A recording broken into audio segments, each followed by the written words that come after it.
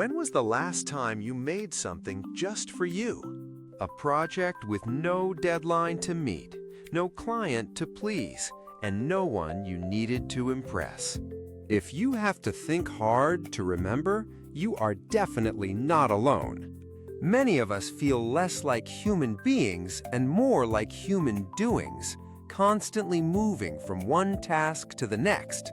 There's a deep psychological reason this cycle can leave us feeling empty, and understanding it begins with giving it a name. That feeling of being mentally drained by endless work and scrolling is not a personal failure. It's a sign you might be caught in what some psychologists call the consumption trap.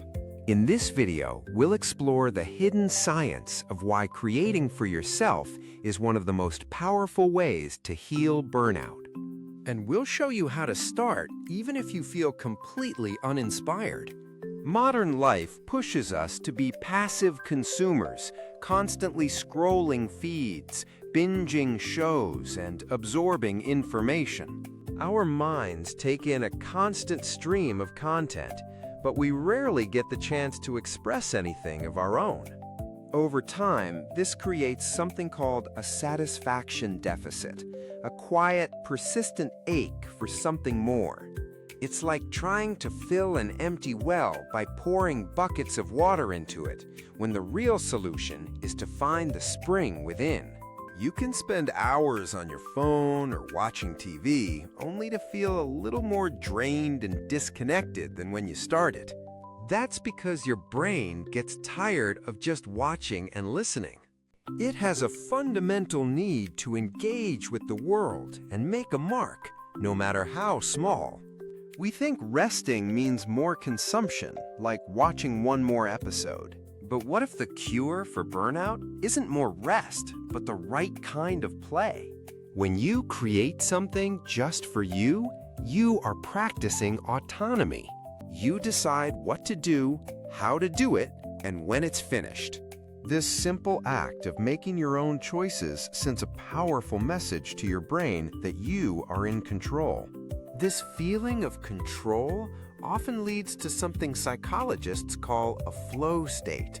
This is that magical mental zone where you're so absorbed in an activity that time seems to disappear. Suddenly, your inner critic goes quiet, and the usual storm of anxious thoughts fades away. In this way, flow state is a natural antidote to overthinking. It's like your focus creates a protective shield, and everyday worries just bounce right off. This experience doesn't just feel good, it can actually change your brain's reward system. Notifications and endless scrolling give you short, unpredictable spikes of a chemical called dopamine. This can leave you feeling hooked but deeply unsatisfied, always needing another hit. The process of creating something provides a much healthier kind of reward. It provides a steady, gentle release of chemicals like dopamine and serotonin, which support motivation and a sense of well-being. This is the difference between fleeting pleasure and deep, earned satisfaction. It's the quiet warmth you feel when you step back and look at something you brought into the world. At this point, a little voice inside might be saying, "But this seems pointless," or "I'm not any good at this." That critical voice is often trained by a world that measures your value by your productivity and output. But pointless creation is not a waste of time. It is essential mental nourishment, as vital as sleep. So give yourself permission for it to be messy, imperfect, and seen by no one but you. The purpose of your creation is the process, not the product. So how can you actually start when you feel completely out of energy?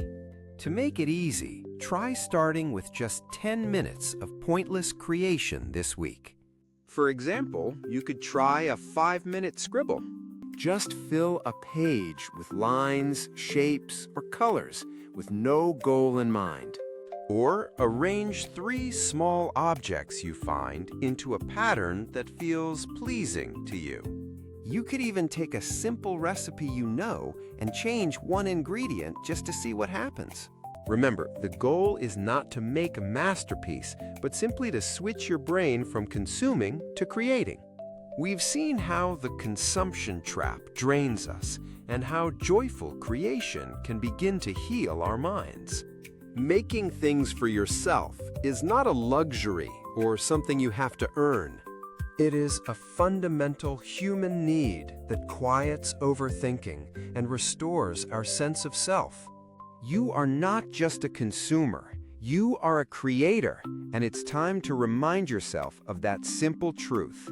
What is one small thing you love to make just for yourself? Share your ideas with our community in the comments below. If this video resonated with you, consider subscribing to Brainwave Stories for more gentle insights into your amazing mind.